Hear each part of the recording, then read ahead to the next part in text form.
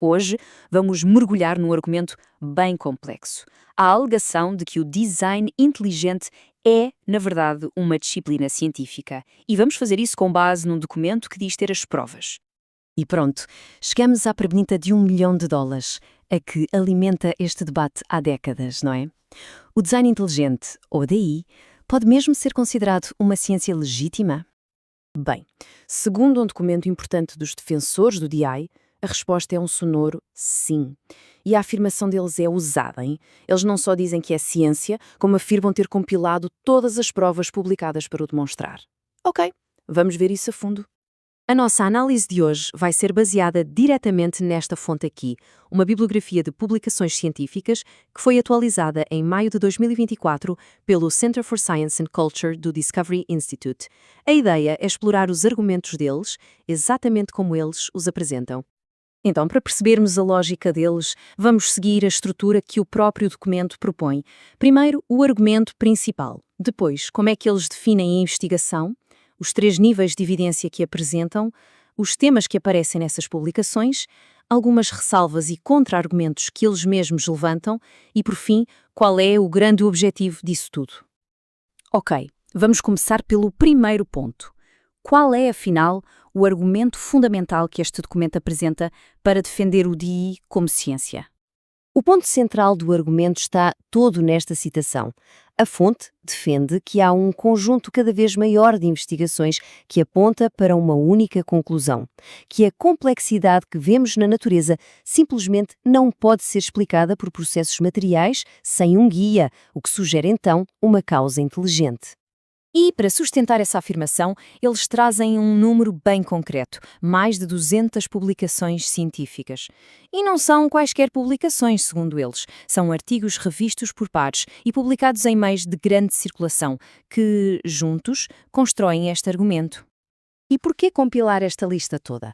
A motivação é bem explícita. Funciona como uma resposta direta aos críticos que dizem que os defensores do DI não publicam, não fazem ciência de verdade. O documento quer mostrar que essas acusações são, e aqui cito, absolutamente falsas. Certo. Passemos então a ver como é que a fonte define e organiza a investigação que eles incluíram na lista. Aqui temos uma distinção interessante que eles fazem. A investigação é dividida em 2 frentes, digamos assim. De um lado, a investigação pura de DA, que basicamente pergunta como podemos detectar design na natureza.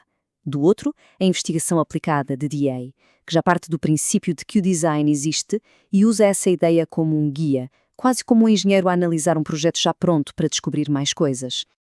Então, o que é preciso para um artigo entrar nesta lista? Bom, a fonte usa um teste com 2 critérios. Primeiro, tem de ter credibilidade científica, ou seja, ser publicado numa revista com revisão por pares ou noutro meio científico reconhecido.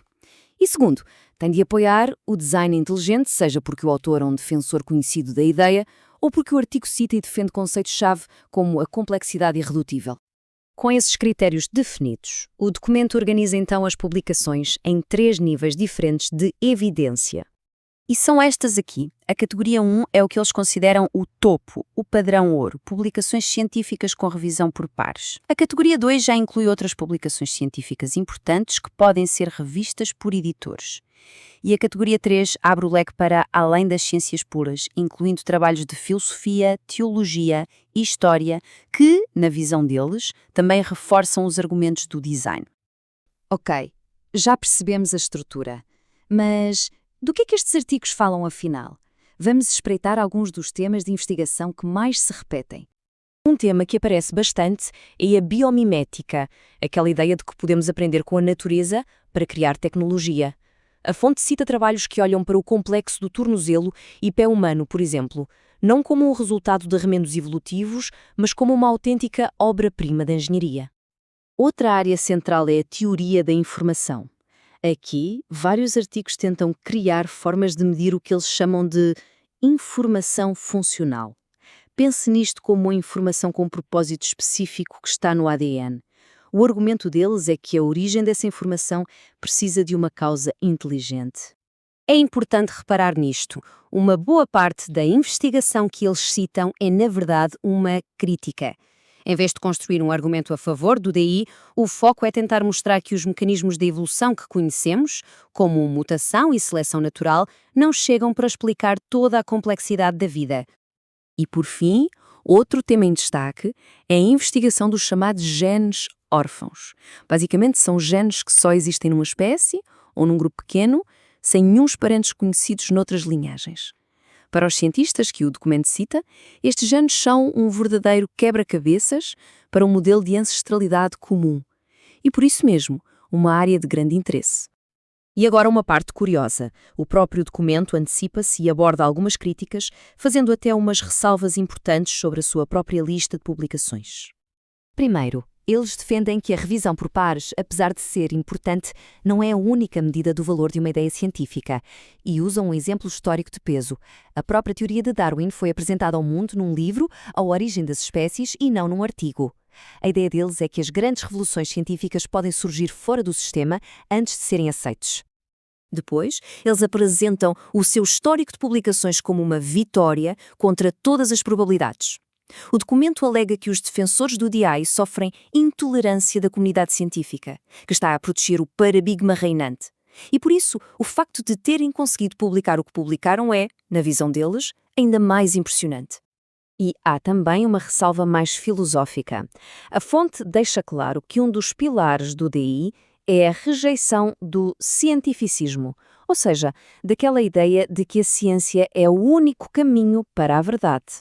Portanto, embora eles apresentem um caso científico, também defendem que o conhecimento pode vir de outros lados, como a filosofia.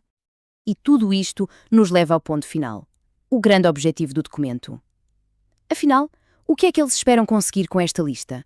No fundo, tudo se resume a uma palavra: legitimidade. A conclusão da fonte é que esta lista de publicações prova que o design inteligente não é pseudociência. Pelo contrário, seria uma teoria científica séria, com o apoio de cientistas credíveis e que, por isso, merece ser levada a sério pela comunidade científica. E isto tudo deixa-nos a pensar em algo maior. Independentemente do que cada um pensa sobre o design inteligente, este debate toca em pontos fundamentais sobre como a própria ciência funciona. Como é que um paradigma científico é realmente desafiado? O que é preciso para que uma ideia dominante mude? E talvez a pergunta mais difícil de todas: quem é que decide quando as provas são suficientes?